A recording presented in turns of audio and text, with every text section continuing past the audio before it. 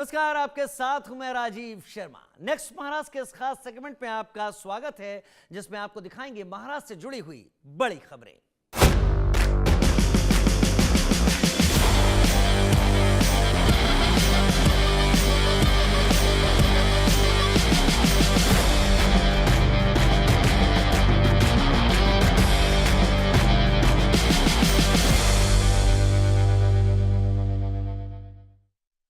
मुंबई में देश की पहली पूरी तरह से अंडरग्राउंड टनल का निर्माण कार्य शुरू हो चुका है और इन गेट से मरीन ड्राइव को जोड़ने वाली इस टनल से मुंबई को ट्रैफिक समस्या से बड़ी राहत मिलेगी।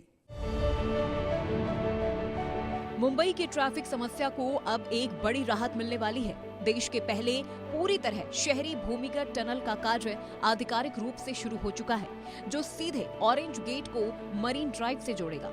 करीब 9.96 किलोमीटर लंबे इस ट्विन टनल के बन जाने के बाद यात्रा में लगने वाला समय काफी कम हो जाएगा। अभी जहां 45 से 60 मिनट लगते हैं, वो घटकर सिर्फ 10 मिनट रह जाएगा। ये दक्षिण मुंबई और ईस्टर्न फ्रीवे के बीच सबसे तेज कनेक्टिविटी बनेगा। 8,056 करोड़ रुपए की लागत वाली इस मेगा परियोजना की शुरुआत विशाल टनल बोरिंग मशीन के औपचारिक शुभारंभ के साथ हुई है, जिसके बाद अब लगातार भूमिगत खुदाई का काम जारी है। हर टनल में 2 ट्रैफिक लेन के साथ एक अलग इमरजेंसी लेन भी होगी, ताकि पीक आवर्स या किसी संकट में भी यात्रा सुगम और सुरक्षित बनी रहे।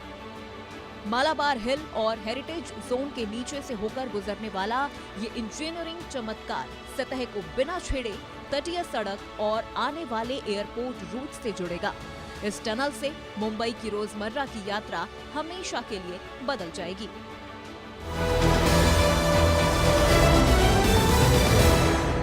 नासिक महानगर पालिका ने एनएससी पर 200 करोड़ रुपए के क्लीन गोदावरी बॉन्ड को लिस्ट किया है, जो शहरी परियोजनाओं के लिए अतिरिक्त फंड जुटाने में बड़े मददगार साबित होंगी। नासिक महानगर पालिका ने 200 करोड़ रुपए के क्लीन गोदावरी बॉन्ड 2030 सीरीज 1 को नेशनल स्टॉक एक्सचेंज पर सफलतापूर्वक सूचीबद्ध किया है, जिससे ये पूंजी बाजार में सीधे फंड जुटाने वाली चुनिंदा नगर पालिकाओं में शामिल हो गई है। एनएसई के इलेक्ट्रॉनिक प्लेटफॉर्म पर प्राइवेट प्लेसमेंट से जारी किए गए ये 5 वर्षीय बॉन्ड 7.8% ब्याज के साथ 3.95 गुना ओवर सब्सक्राइब हुए हैं, जो नासिक के शहर विकास विजन पर निवेशकों का मजबूत भरोसा दिखाता है।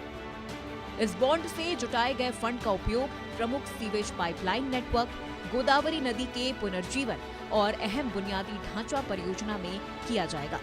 खासकर 2027 में नासिक में होने वाले कुंभ मेले की तैयारी को ध्यान में रखते हुए इसका उपयोग किया जाएगा। इस ऐतिहासिक उपलब्धि के लिए केंद्र सरकार 26 करोड़ रुपए का प्रोत्साहन और अर्बन चैलेंज फंड के तहत 68.7 करोड़ रुपए तक की अतिरिक्त सहायता देने जा रही है। वहीं एनएमसी अगले साल फरवरी तक और 200 करोड़ रुपए का बॉन्ड जारी करने की तैयारी में है, ताकि 2027 कुंभ के काम में तेजी से आगे बढ़ाया जा सके।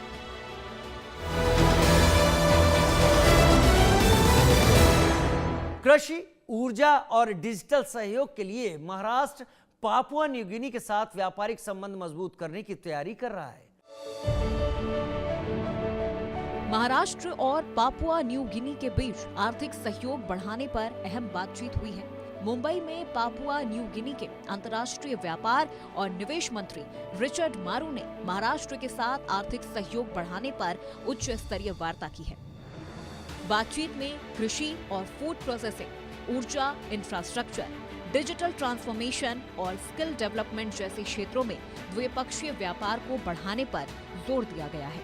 इस बात पर भी चर्चा हुई है कि कैसे महाराष्ट्र के पोर्ट्स, लॉजिस्टिक्स, टेक्नोलॉजी और फाइनेंशियल सर्विसेज में मजबूत आधार पापुआ न्यू गिनी के विकास लक्ष्यों में योगदान दे सकते हैं। वहीं पापुआ न्यू गिनी के समृद्ध खनिज गैस और कृषि संसाधन भारतीय उद्योगों के लिए नए अवसर खोल सकते हैं। दोनों पक्षों ने अगले कुछ महीनों में ठोस सहयोग योजनाएं बनाने पर सहमति जताई है, ताकि महाराष्ट्र और पापुआ न्यू गिनी के बीच व्यापारिक रिश्तों को एक नई ऊंचाई दी जा सके। ये उच्च स्तरीय बातचीत भारत और पापुआ न्यू गिनी के संबंधों का नया अध्याय साबित हो रही है। महाराष्ट्र अग्रणी भूमिका निभाते हुए साझा प्राथमिकताओं को वास्तविक निवेश, रोजगार और सतत विकास में बदलने की तैयारी में है।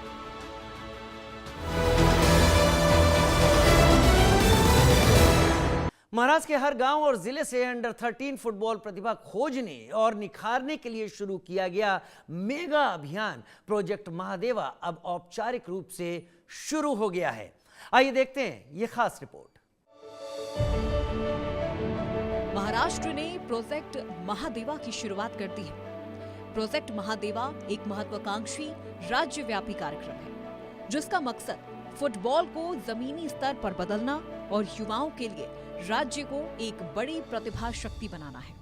परियोजना का लक्ष्य हर जिले में 13 वर्ष से कम उम्र के प्रतिभाशाली लड़के और लड़कियों की पहचान कर उन्हें प्रोफेशनल प्रशिक्षण देना है ताकि गांव से लेकर बड़े मंच तक प्रतिभा की मजबूत कड़ी तैयार की जा सके। इसके लिए युवा खिलाड़ियों को बेहतर कोचिंग, नियमित प्रतियोगिताएं उपलब्ध कराकर पेशेवर लीग के लिए तैयार किया जा रहा है। महाराष्ट्र सरकार की ये पहल राज्य को युवा फुटबॉलरों के प्रमुख केंद्र के रूप में स्थापित करना है। चयन प्रक्रिया की शुरुआत मुंबई के कूपर एज फुटबॉल ग्राउंड से हुई, जहां बॉलीवुड स्टार टाइगर श्रॉफ ने खिलाड़ियों के साथ मैदान में उतरकर मैच खेला और उनका उत्साह बढ़ाया।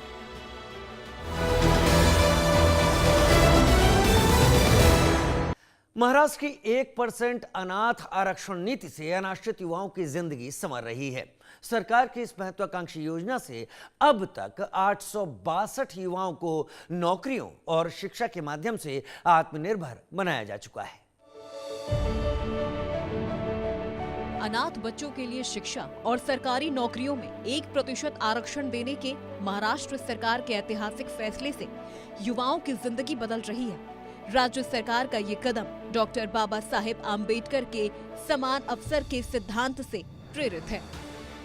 इस योजना से अब तक 862 अनाथ युवाओं ने सरकारी नौकरी प्राप्त कर जीवन में नई पहचान बनाई है। सरकार का ये प्रयास बताता है कि सबसे कमजोर को वास्तविक अवसर देने से ही सच्चा सशक्तिकरण संभव है। अनाथ आरक्षण का लाभ उठाकर मुकाम हासिल करने वाले लाभार्थियों ने एक कार्यक्रम में अपने अनुभव और सफलता की कहानियां साझा की है। लाभार्थियों की सफलता की कहानियों ने साबित कर दिया है कि सरकार की ये योजना कितनी कारगर साबित हो रही है। कार्यक्रम में युवाओं का सम्मान किया गया और उनके उज्जवल भविष्य के लिए शुभकामनाएं दी गई।